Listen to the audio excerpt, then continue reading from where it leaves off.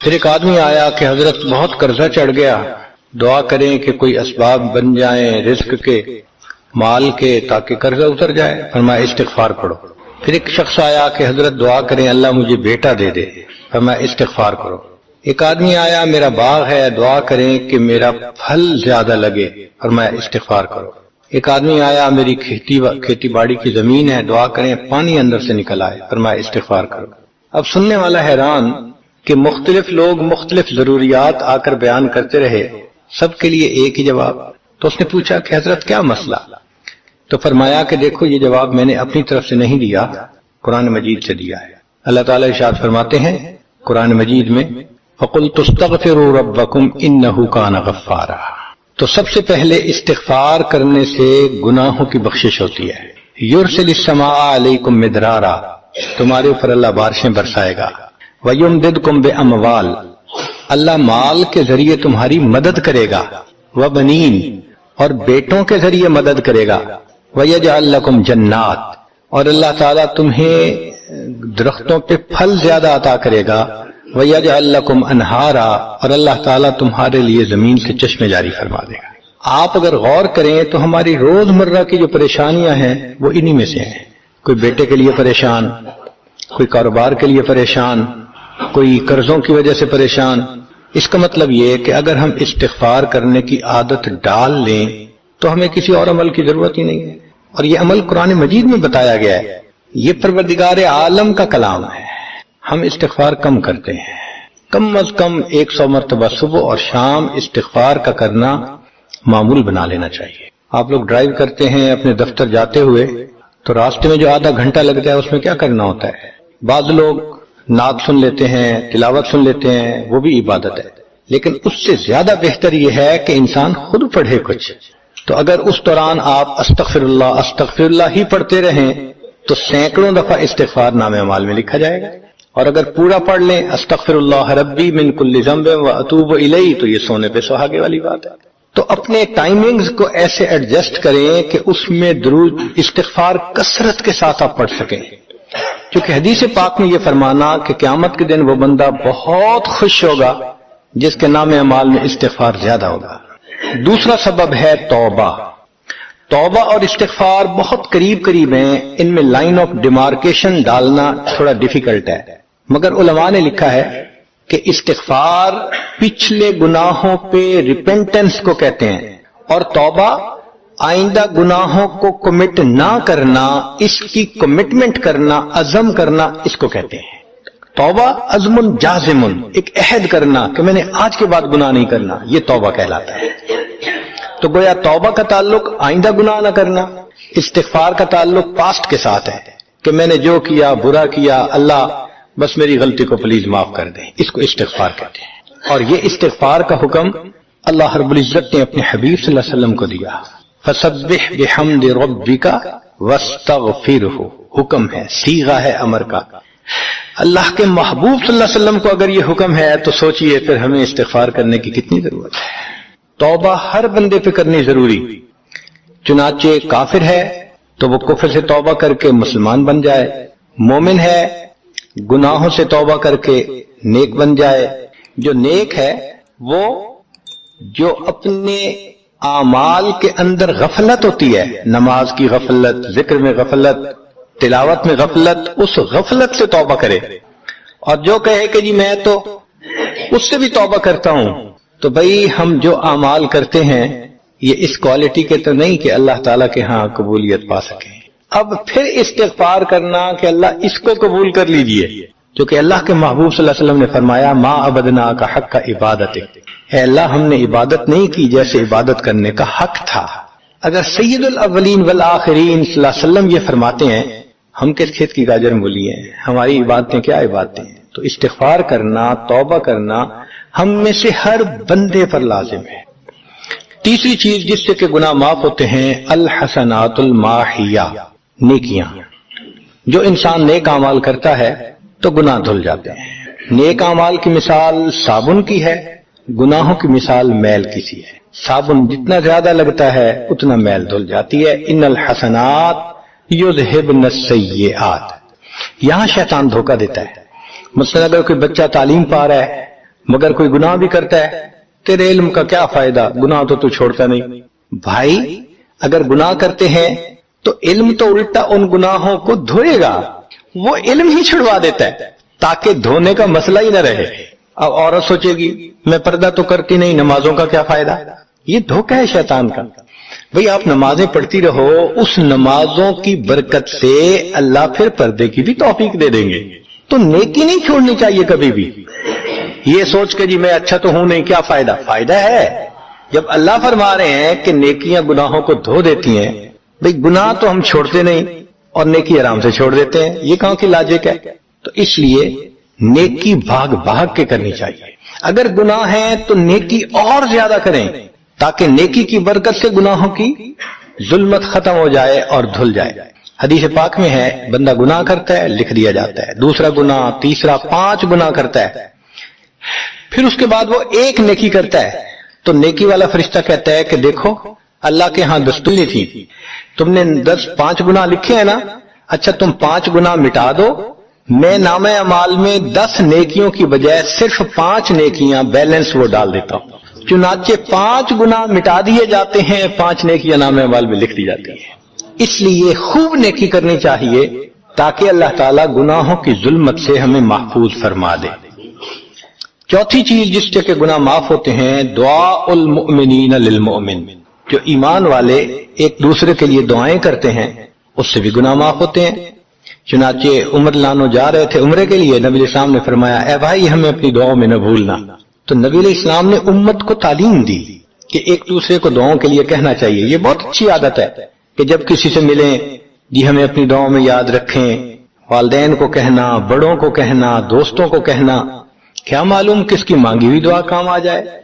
इस दुआ का फायदा होता है ना, तभी तो कुरान मजीद में दुआ सिखाई गई, रब्बना इग़फिर लना वली इख़वानिनल्लज़ीना सबक़ूना बिल ईमान, अल्लाह जो हमसे पहले ईमान वाले चले गए उनकी भी मग़फ़िरत फरमा दे। तो फायदा होता है तो कुरान ने दुआ सिखाई है ना।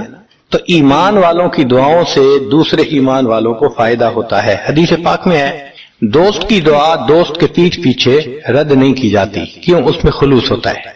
तो इसलिए हदीस पाक में है, मुस्लिम शरीफ की रिवायत है कि अगर कोई आदमी फौत हो जाए और 40 आदमी जनाजा पढ़ लें जो ईमान वाले हों, तौहीद वाले हों, फरमाया मा मिन रजुलिन मुस्लिमिन यमूत फयक़ूमु अला जनाज़तिही 40 रजुलन ला युशरिकून बिल्लाहि शैया इल्ला शफ़अहुमुल्लाहु फी, अल्लाह 40 बंदों की नमाज जनाजा को कबूल करके मैयत की मग़फ़िरत फरमा देते हैं। 5वां अमल मा युअमलु लिल मय्यत मिन आमालिल बिर, हम अपने फौत शुदा लोगों के लिए जो नफल के कोई नेक काम करते हैं उससे भी उनके गुनाह माफ होते हैं। मसलन सदका कर दिया, कुरान पाक पढ़ा, उनको बख्श दिया, उनकी तरफ से उम्रा किया, हज किया, इन नफली आमाल का सवाब उनको मिलता है, इसकी वजह से उनके गुनाहों को माफ कर दिया जाता है। चुनांचे हज़रत शेख हदीस रहमतुल्लाह अलैह ने फज़ाइल ज़िक्र में या किसी और किताब में वाक़या लिखा है कि एक अल्लाह वाले थे, कब्रिस्तान के करीब से जाते हुए उन्होंने कुछ पढ़ के कब्रिस्तान वालों को बख्श दिया। रात ख्वाब देखा कि वही कब्रिस्तान वाले हैं और एक आदमी आता है जैसे कोई डाक तकसीम करने वाला डाकिया होता है और सब उसकी तरफ भाग पड़ते हैं जैसे डाक लेने के लिए हो। एक बंदा पीछे आराम से बैठा होता है, वो पूछता है क्या मामला। वो कहते हैं कि ये फरिश्ता आया है, रोजाना की जो डाक आई है ना नेकियों की, जो औलाद ने, रिश्तेदारों ने, दोस्तों ने किए, लिहाजा वो आमाल नेकियां मिलती हैं तो ये सब लोग जाते हैं कि नेकियां मिलेंगी, हमारा दर्जा बढ़ेगा। उसने कहा कि आपको जरूरत नहीं है। कहने लगा हाँ मैं ले लूंगा, मगर मेरा एक बेटा है जिसे मैंने कुरान पाक का हाफिज बनाया, उसकी दुकान है, वो सारा दिन दुकान पे बैठा रहता है और साथ साथ कुरान पढ़ता रहता है, तो मुझे इतनी नेकियां मिल जाती हैं कि मैं बाद में ले लूंगा। इसने कहा बेटा कहाँ? उसने कहा फलां जगह दुकान है। वो अल्लाह वाले जब वहां गए अगले दिन तो देखा कि एक नौजवान है और वो बैठा हुआ है, गाहक आता है तो उसको सौदा बेच देता है, जब गाहक कोई नहीं होता तो वो कुरान पढ़ना शुरू कर देता है। तो वो समझ गया कि मेरा ख्वाब सच्चा था, इस बच्चे के कुरान पढ़ने से इसके वालिद को खूब बेनिफिट मिल रहा है। कुछ अरसे के बाद दोबारा फिर उसी कब्रिस्तान के करीब से गुजरे, फिर उन्होंने कुछ पढ़ के बख्श दिया। रात ख्वाब में देखा कि अब जब तकसीम हुआ तो सब भागे तो वो बंदा भी भागा। उन्होंने कहा आप भी भाग रहे हो? کہنے لگا ہاں میں اس لیے بھاگ رہا ہوں کہ میرا وہ بیٹا فوت ہو گیا، اب مجھے قرآن پڑھ کے بخشنے والا کوئی ایسا ہے نہیں، تو جو عام ایمان والوں کا ثواب آتا ہے میں بھی اسی میں سے اپنا حصہ لینے کے لیے جا رہا ہوں۔ تو ایمان والوں کے ان اعمال کا ثواب بھی ملتا ہے، اور اصل میں یہ اسی بندے کا اپنا عمل ہوتا ہے۔ یہ ذہن میں رکھنا کہ جو ایمان والے پڑھ کے بخشتے ہیں نا، اس کا ثواب کیوں ملتا ہے؟ اس کا اپنا عمل۔ دیکھو اس نے نیکوں سے تعلق جوڑا، وہ بھی تو ہوتے ہیں جن کے مرنے کے بعد پیچھے ریچھ کتے کی لڑائی کرواتے ہیں، میلے لگواتے ہیں، موسیقی کی محفلیں ہوتی ہیں، وہ بھی تو ہوتے ہیں نا، تو ان کو کچھ نہیں ملتا۔ اس بندے نے نیکوں سے محبت کی، یہ اس کا اپنا عمل ہے، اس کی محبت کی وجہ سے اب یہ لوگ اس کو پڑھتے ہیں، اللہ اس کو ثواب پہنچا دیتے ہیں، تو اس کے اپنا عمل ہے اصل میں۔ پھر چھٹی چیز جس کی وجہ سے گناہ معاف ہوتے ہیں، المصائب التی یکفر اللہ بها الخطایا فی الدنیا۔ دنیا میں انسان کو جو مشکلات، تکلیفیں، مصیبتیں پہنچتی ہیں ان کی وجہ سے گناہ معاف کر دیے جاتے ہیں۔ کوئی مصیبت دنیا میں پہنچتی ہے گناہ معاف ہوتے ہیں۔ چنانچہ نبی علیہ السلام تشریف فرما تھے، چراغ بجھ گیا، نبی السلام نے فرمایا انا للہ و انا الیہ راجعون۔ ام المؤمنین عائشہ صدیقہ رضی اللہ عنہا نے پوچھا اے اللہ کے حبیب صلی اللہ علیہ وسلم یہ تو پڑھتے ہیں جب کوئی آدمی فوت ہو جاتا ہے۔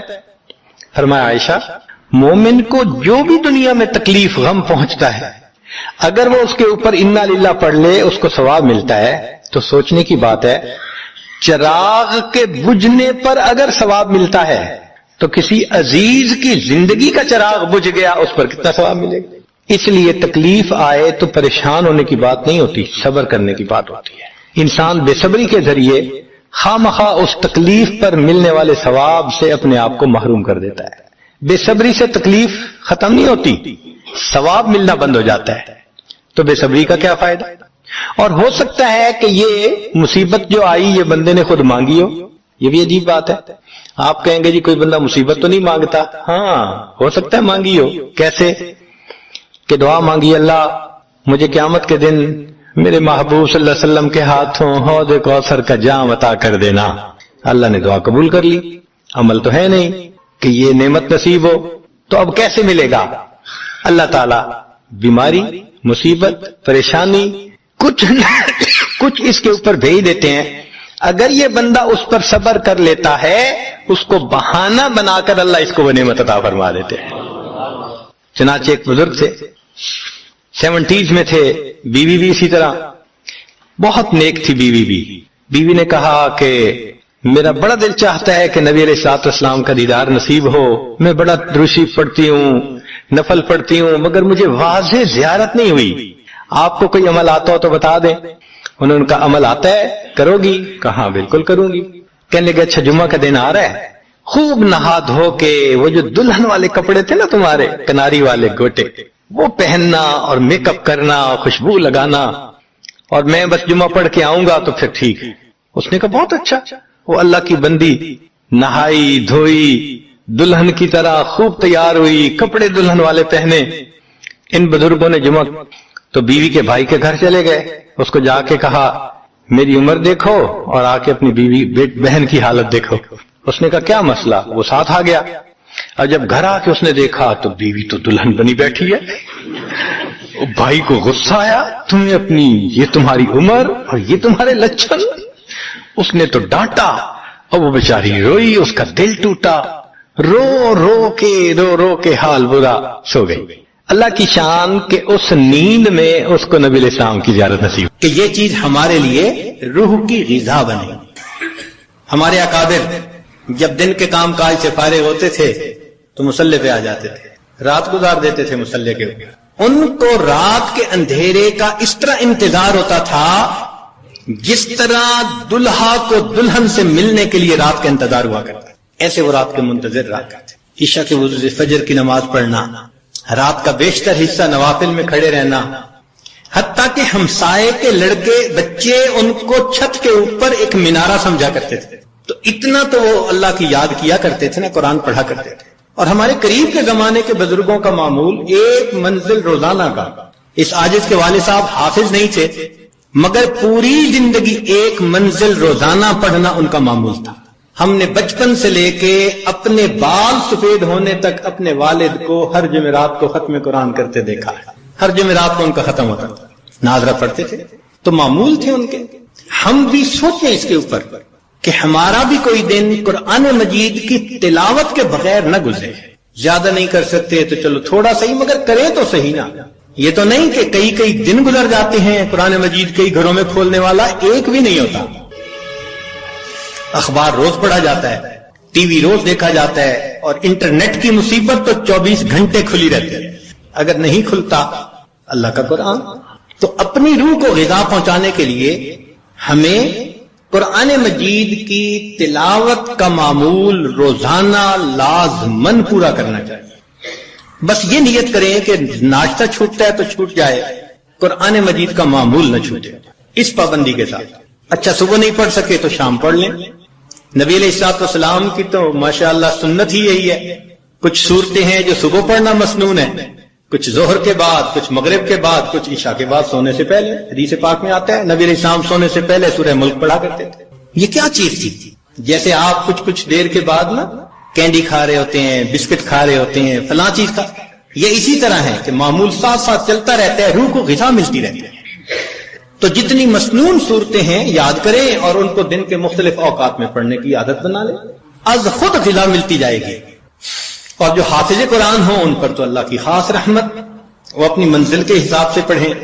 ہمارے اکابر تو ایک آیت پڑھتے تھے، پوری رات گزار دیتے تھے. پہلے یہ بات ذرا عجیب لگتی تھی کہ ایک آیت پڑھتے پوری رات. پھر ایک چیز نکل آئی جس کا نام ہے چنگم. ہم نے بعض بچوں کو دیکھا کہ جتنی دیر بیٹھے ہیں منہ چل رہا ہے. پوچھا بھائی یہ کیا مسئلہ ہے؟ کہنے لگے جی بس یہ چنگم ہے، اس کو چبانے میں مزہ آتا ہے.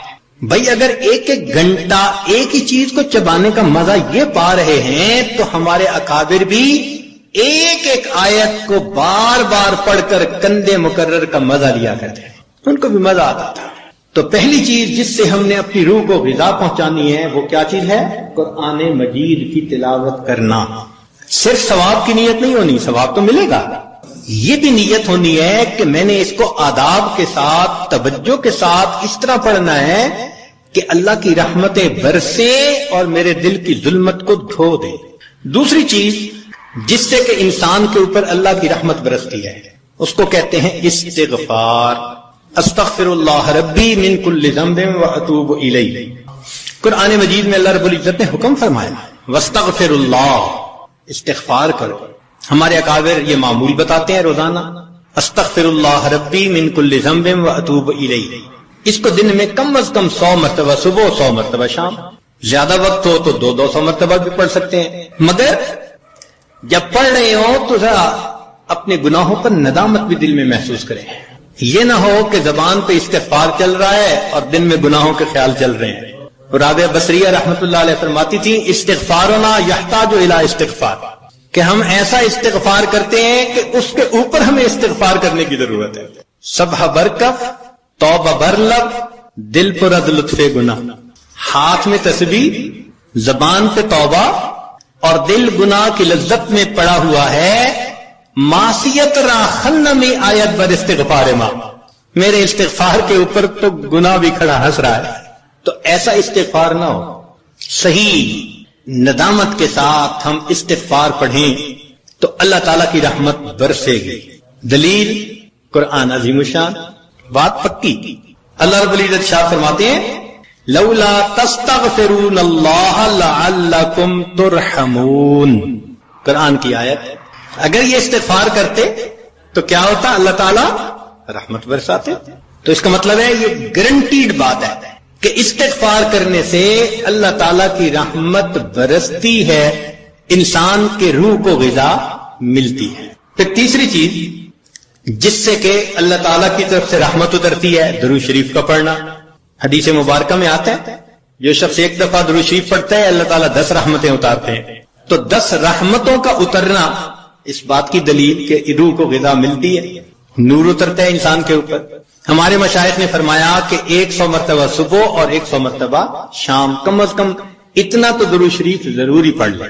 ایک صحابی رضی اللہ عنہ پوچھتے ہیں اللہ کے نبی صلی اللہ علیہ وسلم میں کتنا درود شریف پڑھوں؟ فرمایا زیادہ پڑھ، چوتھائی حصہ. زیادہ پڑھو گے تو فائدہ زیادہ.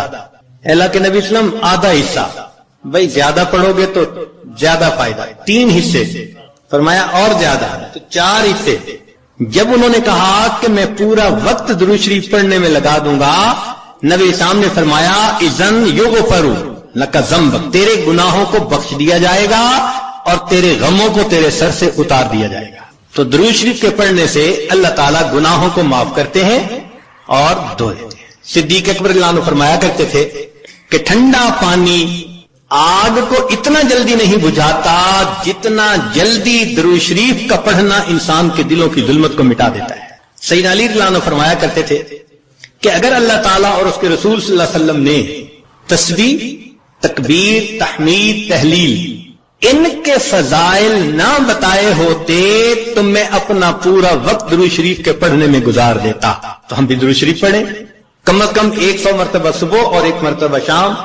اس سے کیا ہوگا کہ دل کو غذا پہنچ جائے گی۔ چوتھی چیز، اللہ کا ذکر کرنا، ذکر لسانی یا ذکر قلبی جیسا بھی معمول ہو، ذکر کے کرنے سے اللہ تعالیٰ کی رحمت اترتی ہے۔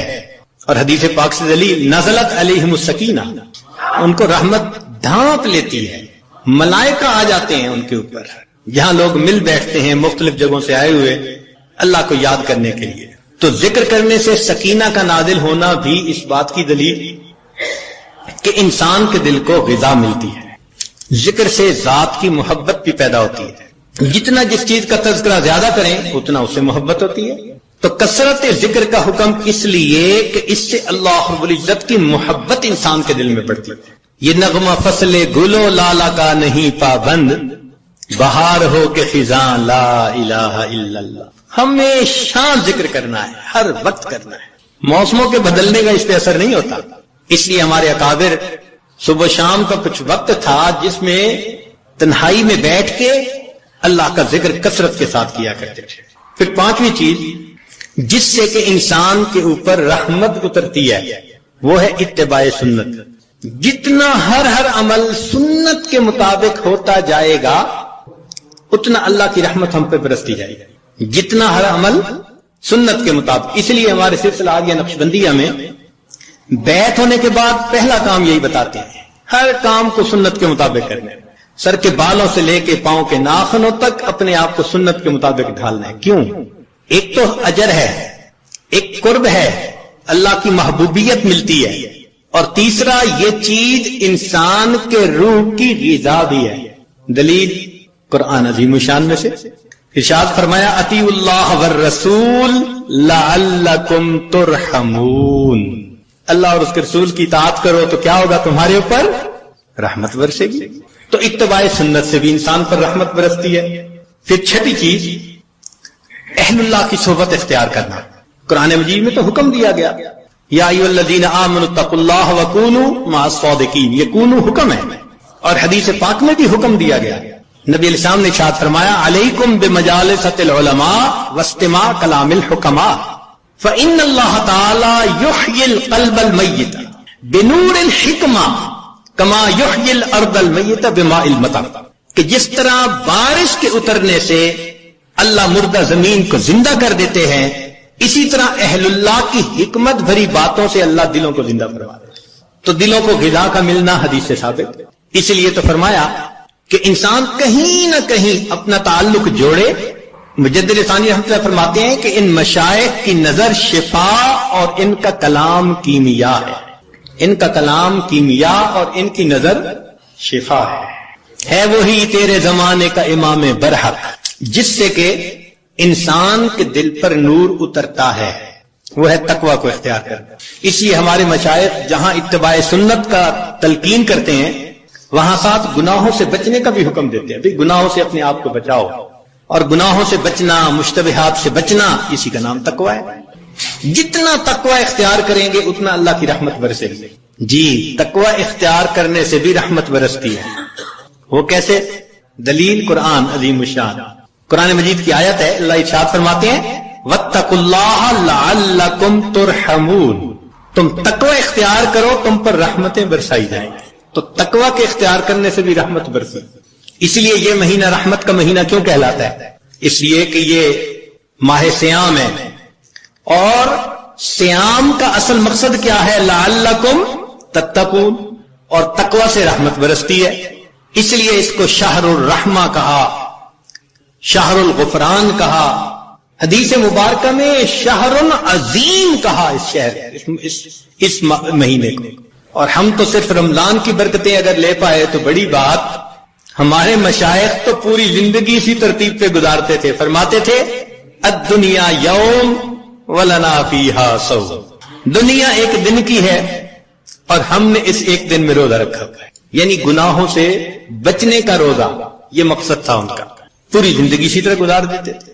اس لیے فرمایا للصائم فرحتان، روزہ دار کے لیے دو خوشیاں ہوتی ہیں. فرحت عند الافطار، ایک تو افطار کے وقت خوشی، وفرحت عند لقاء الرحمن، جب رحمان سے ملیں گے اس وقت بھی خوشی ہوگی. اس لیے یہ رمضان کا مہینہ انسان کے دل کو منور کر دیتا ہے. ظاہر میں تو نظر آتا ہے کہ جی بھوکا رہنا پڑے گا، مگر کہاں بھوکا رہنا پڑتا ہے. اگر اوور آل دیکھیں تو رمضان میں انسان زیادہ کھاتا ہے، اور جتنی نعمتیں رمضان میں ملتی ہیں باقی مہینے میں تو ملتی نہیں ہے. مگر رمضان المبارک میں واقعی روزہ دار پر اللہ کی رحمت برستی ہے. پھر نویں چیز کہ انسان اللہ رب العزت سے دعا بھی مانگے، یہ اعمال بھی کرے اور ان اعمال کو کر کے اللہ تعالیٰ سے دعا بھی مانگے. اے اللہ میرے دل کو منور فرما دیجئے، میرے دل کو غذا پہنچا دیجئے، میری روح کو منور کر دیجئے. اور یہ چیز حدیث پاک سے ثابت ہے. نبی علیہ السلام جب فجر کی سنتیں ادا فرما کے مسجد میں تشریف لے جاتے تھے تو حدیث پاک میں ہے کہ راستے میں نبی علیہ السلام دعا مانگتے تھے، اللہم اجعل فی قلبی نورا وفی بصری نورا وفی سمعی نورا وفی وعن یمینی نورا وعن شمالی نورا ومن خلفی نورا ومن امامی نورا واجعل لی نورا، اللہ مجھے ہی نور بنا دے. اب یہ دیکھیے کتنی اہم بات ہے. ہم میں سے کتنوں کا معمول ہے اس دعا کو پڑھنا؟ اللہ ماشاء اللہ بہت کم لوگ ہوں گے جو باقاعدہ پڑھتے ہوں گے. اللہ کے حبیب صلی اللہ علیہ وسلم نے تو ہمارے لیے یہ دعا سکھائی ہے. دنوں پہ دن گزر جاتے ہیں، مہینوں پہ مہینے، یہ دعا مانگی نہیں ہوتی. اللہ کے حبیب صلی اللہ علیہ وسلم دعا مانگ رہے ہیں اللہم اجعلنی، اللہ مجھے ہی نور بنا دے. آج وقت ہے اس نور کو حاصل کرنے کا. اگر دنیا میں اس نور کو حاصل نہ کیا تو پھر قیامت کے دن پریشانی ہوگی. اس لیے جو نیک کام کرتا ہے، شریعت و سنت کی اتباع کرتا ہے، اللہ تعالیٰ کا قرب حاصل کرتا ہے تقوی کے ذریعے، تو فرمایا افمن کان میتا فاحییناہ، اور وہ جو مردہ تھا اس کو ہم نے زندہ کیا، وجعلنا لہ نور، اور اس کو ہم نے نور عطا کیا، یمشی بہ فی الناس، اس نور کو لے کے وہ انسانوں میں چلتا ہے اور دین کی دعوت کا کام کرتا ہے. تو اس نور کو دل میں لینا یہ انتہائی ضروری ہے ہمارے. اور اس نور کو لینے کی جگہ فقط یہ دنیا ہے، اس کے بعد یہ نور نہیں مل سکے گا. اس کی مثال یوں سمجھ لیجئے، انسان کے بدن کے بننے کی جگہ ماں کا پیٹ. اگر بچہ اس طرح سے پیدا ہو کہ دونوں آنکھیں نہ بن سکیں تو دنیا کا کوئی ڈاکٹر دنیا میں آنکھیں نہیں بنا سکتا. کئی بچوں کی انگلیاں، ان کی گروتھ پوری نہیں ہوتی تو دنیا میں آنکھیں پوری نہیں ہو سکتی، کیونکہ ماں کا پیٹ اس کی گروتھ کی جگہ ہے. اگر پوری ہو گئی تو بہت اچھا، اگر نہیں تو پھر وہ کمی رہے گی. یہی حال انسان کی روح کے معاملے کا، کہ روح کے بننے کی جگہ یہ زمین و آسمان کا پیٹ ہے. بن گئی روح تو بہت اچھا، نہ بنی تو آگے جا کے نہیں بن سکے. چنانچہ قیامت کا دن ہوگا تو ایمان والے اپنے نور کو لے کر اللہ کے حضور جائیں گے. یوم تری المؤمنین والمؤمنات یسعی نورہم بین ایدیہم وبایمانہم، ایمان والوں کا نور دائیں اور بائیں ان کے ساتھ. جنہوں نے محنت کی ہوگی، 1000 واٹ کا بلب جیسے جلا ہوتا ہے ایسے ان کا نور ہوگا. اور نور چونکہ پھیلتا ہے تو اس لیے ارد گرد منافق بھی ہوں گے. اوپر سے تو بڑے نیک بنتے تھے اور اندر اندر سے غفلت کی زندگی، دورنگی کی زندگی. وہ پھر کہیں گے انظرونا نقتبس من نورکم، ذرا ہماری طرف بھی توجہ کیجئے، ہم آپ کے نور سے فائدہ اٹھائیں. تو ان کو وہاں کیا کہا جائے گا؟ قیل ارجعوا وراءکم فالتمسوا نورا، جاؤ دنیا میں، یہ نور تو دنیا سے ملا کرتا. تو نور ملنے کی جگہ تو یہ دنیا ہے. یہ ہماری خوش نصیبی ہے کہ ہم ابھی زندہ ہیں. اپنے دلوں کو منور کرنا چاہیں تو ہم دلوں کو منور کر سکتے ہیں. جیسے نبی علیہ السلام نے اپنے ایک صحابی کے بارے میں فرمایا اس کا سینہ تو گلے تک نور سے بھرا ہوا ہے، نور ایمان سے. الا مشاشہ، فرمایا گلے تک اس کا سینہ نور ایمان سے بھرا ہوا ہے. ایسے نور ہمارے اندر آ جائے نا تو وہ تو ہم اسی دنیا میں ہی حاصل کر سکتے ہیں. اور اگر اس دنیا میں غفلت کی زندگی گزاری، گناہوں کی زندگی گزاری، پھر رب کریم فرماتے ہیں وَمَن لَّمْ يَجْعَلِ اللَّهُ لَهُ نُورًا فَمَا لَهُ مِن نُّورٍ، پھر اس کے لیے نور نہیں ہوگا. تو ہم یہاں پر اعتکاف کے لیے جو حاضر ہوئے تو بدن کو غذا پہنچانے کے لیے نہیں. بدن کو غذا تو انسان کو ہمیشہ اپنے دیش میں اپنے گھر میں بہتر پہنچ جاتی ہے. یہاں حاضر ہوئے ہیں اپنی روح کو غذا پہنچانے کے لیے. تو آج اس عنوان کو اس لیے ذرا کھولا کہ ہمیں یہاں اعتکاف میں بیٹھنے کا مقصد واضح ہو جائے کہ ہم نے کچھ اعمال کرنے ہیں, پھر اللہ سے مانگنا ہے, اور اس اعتکاف کے دوران اپنے دل کے نور کی اس کمی کو ہم نے پورا کرنا ہے. اور اگر اس کمی کو پورا نہ کر پائے اور زندگی کا وقت گزر گیا, پھر حسرت اور ندامت کے سوا کچھ نہیں ہوگا. ذرا سوچئے تو صحیح, قیامت کا وہ دن ہوگا جب انسان روشنی کو تلاش کرتا پھر رہا ہوگا اور اندھیرا ہوگا چاروں طرف, اور پھر اگر حکم دے دیا گیا کہ اس کو لے جاؤ جہنم میں, اللہ اکبر کبیرہ. روح البیان تفسیر میں لکھا ہے کہ 10 جانور جنت میں جائیں گے. ایک بقرہ گائے جائے گی جس کو ذبح کرنے کا موسیٰ علیہ السلام کو حکم ہوا تھا. یونس علیہ السلام کی حوت مچھلی, القبش اسماعیل علیہ السلام کا, ان کی جگہ جو مینڈا ذبح ہو گیا تھا وہ بھی جنت میں جائے گا. اجل ابراہیم علیہ السلام کا جس کو وہ بھون کے لائے تھے فرشتوں کو کھلانے کے لیے. نملہ سلیمان علیہ السلام کے لشکر کو دیکھ کر جس چیونٹی نے بات کی تھی, النمل ایتھا النمل ادخلوا مساکنکم, وہ چیونٹی بھی جنت میں جائے گی. ہدہد جس نے سلیمان علیہ السلام سے گفتگو کی تھی وہ پرندہ بھی جائے گا. صالح علیہ السلام کی ناقہ اونٹنی بھی جنت میں جائے گی, اور نبی علیہ السلام کی ناقہ بھی جنت میں جائے گی, اور عزیر علیہ السلام کا گدھا بھی جنت میں جائے گا, اور 10واں اصحاب کہف کا کتا بھی جنت میں جائے گا. اب ذرا غور کیجئے وہ کیا منظر ہوگا کہ یہ جانور تو جا رہے ہیں جنت میں, اور جس کو اللہ نے آنکھیں دی, دل دماغ دیا, نعمتیں دی, وہ انسان اپنی غفلتوں کی وجہ سے جہنم میں. اگر اس وقت گدھے نے یہ کہہ دیا اے انسان تو مجھے بے وقوف سمجھتا تھا نا, گالی بھی دینی ہوتی تھی کسی کو بے وقوفی کی تو گدھا کہتا تھا, آج وہ بے وقوف تو جا رہے جنت میں, تو کہاں کا عقل مند نکل آیا کہ تو جہنم میں. ما جاءکم نذیر, ڈرانے والا نہیں آیا تھا. کہیں گے ڈرانے والا تو آیا تھا, لو کننا نسمع او نعقل ما کننا فی اصحاب السعیر. اگر ہم سنتے اور ہماری عقل کی رتی ہوتی ہمارے پاس تو ہم پھر جہنم میں نہ جاتے. اس کا مطلب یہ کہ ہم سنتے نہیں, سوچتے نہیں. اور گدھے کی بات تو ایک طرف رکھ دیں, اگر اصحاب کہف کے کتے نے اس وقت کہہ دیا کہ تم تو مجھے ذلت کی نظر سے دیکھتے تھے نا, اور میرا نام تو گالی تھا نا, اور میری حالت تو یہ تھی تم خشک ٹکڑا کھلاتے تھے, میں تمہارا در نہیں چھوڑتا تھا, اور تمہیں جو پروردگار روز نعمتیں کھلاتا تھا تمہیں اس کا در یاد نہیں آتا تھا.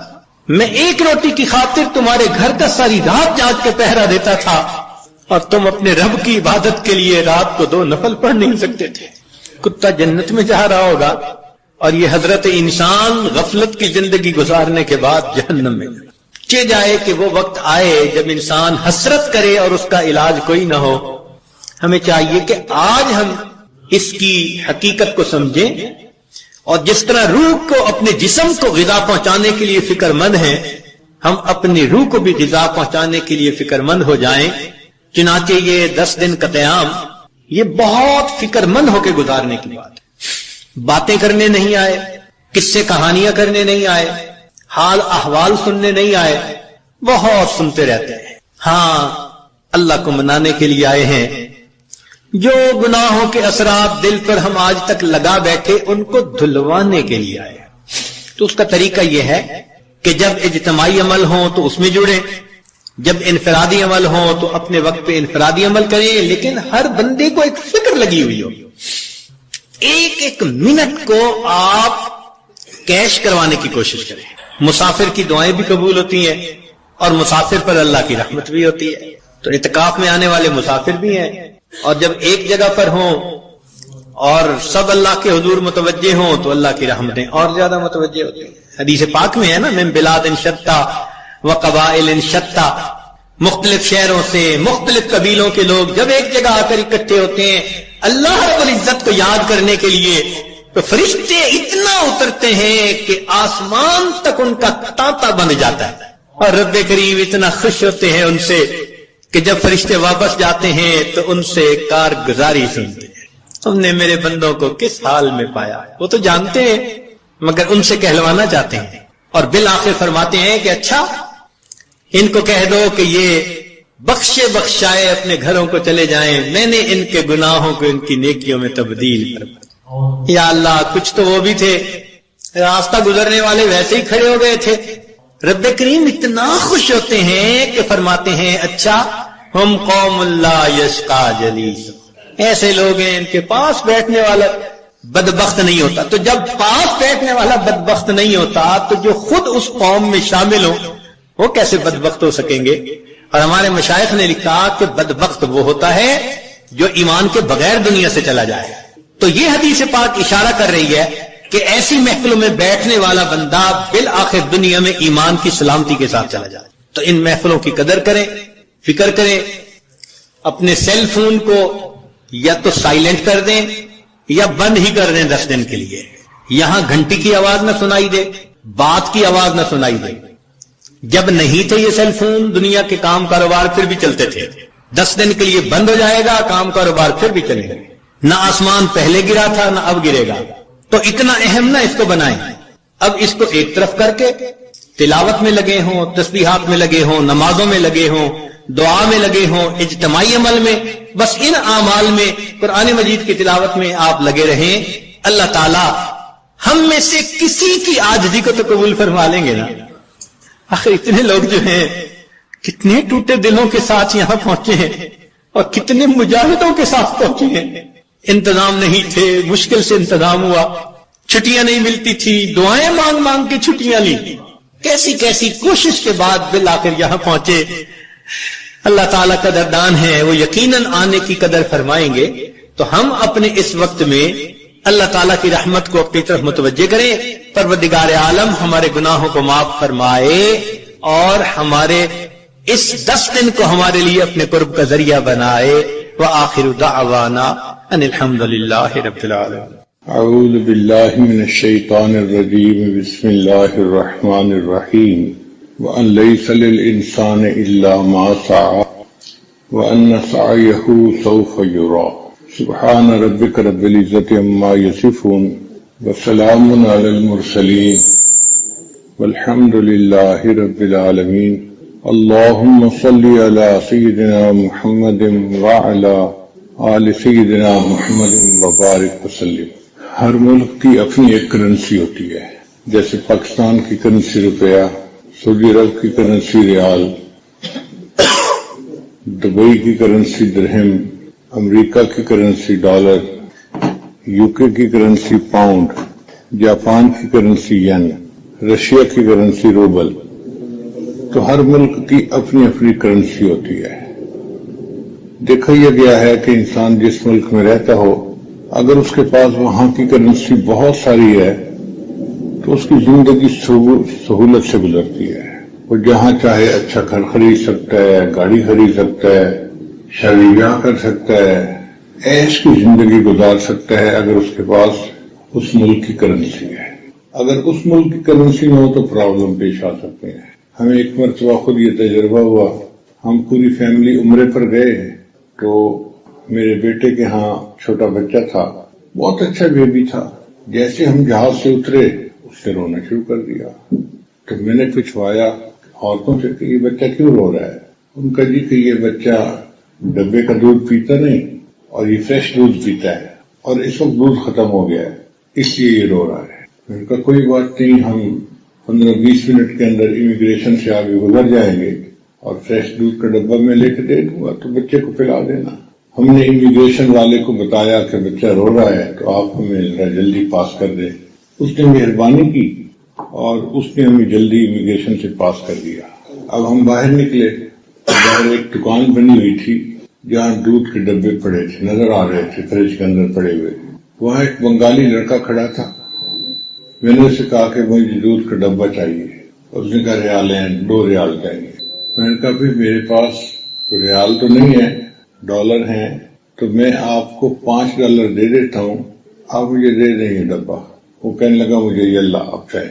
میں نے کہا بھائی اب بچہ رو رہا ہے تو میں کیا کروں؟ اس نے کہا جی وہ سامنے کرنسی کی دکان ہے، وہاں سے ریال میں چینج کروا کے لائیں، مجھے تو 2 ریال لینے ہیں، تب آپ کو 2 دینا ہے. میں کرنسی والے کی طرف بھاگا تو نماز کا وقت تھا اور کرنسی والے نے دکان بند کر دی تھی. اب میں پھر اس کے پاس آیا، میں نے اس کو کہا کہ بھئی میری کرنسی تو چینج نہیں ہو رہی، نماز ختم ہونے میں آدھا گھنٹہ لگ جائے گا، اور بچہ آدھا گھنٹہ روتا رہے تو ہمارا تو دل برداشت نہیں کرتا اس کو، تو آپ پلیز مجھے دے دیں. اس نے کہا جی ریال ہے، مجھے 2 ریال چاہیے، میں دے دیتا. میں نے اس کو کہا کہ اچھا ایسے کرو، میں آپ کو $10 دیتا ہوں. انہوں نے کہا یہ اللہ. میں نے کہا اچھا بھی میرے پاس $50 کا $50 کا ایک نوٹ ہے، وہ دے دیتا ہوں. اس نے کہا نہیں. پھر میں نے اسے آفر کی اچھا میں آپ کو $100 دیتا ہوں، آپ مجھے $100 کے بدلے میں دودھ کا ایک ڈبہ دے دیں. اس نے کہا جی آپ جائیں، میرے ساتھ اب بات مت کرنا. جب اس نے روڈ ہو کے مجھے کہا نا کہ اب میرے ساتھ بات نہ کرنا، تو ایک عربی نوجوان قریب سے گزر رہا تھا، وہ کھڑا ہو گیا. اس نے مجھ سے پوچھا کہ مسئلہ کیا ہے؟ میں نے کہا جی بچہ رو رہا ہے ہمارا، یہ ریال مانگتا ہے اور میں نے ابھی کرنسی چینج نہیں کروائی اور دکان بند ہے نماز پڑھنے کی وجہ سے، تو میں اس کو کہہ رہا ہوں کہ $100 لے لو اور مجھے ڈبہ دے دو، مجھے ڈبہ دودھ کا چاہیے، مجھے بچے کا رونا برداشت نہیں ہو رہا. تو وہ جو عربی لڑکا تھا اس نے اپنی جیب سے 2 ریال نکالے اور اس کی طرف پھینکے اور کہنے لگا اچھا ان کو دو تم دودھ کا ڈبہ تاکہ یہ جا کے بچے کو پلائیں. لو جی اس کو 2 ریال ملے اور اس نے ڈبہ دیا، تب ہماری جان چھوٹی. تو مجھے سمجھ میں بات آئی کہ انسان جس ملک میں ہو وہاں کی کرنسی اگر ہو تو سکون سے زندگی گزرتی ہے، دوسری کرنسی کئی دفعہ کام نہیں آتی.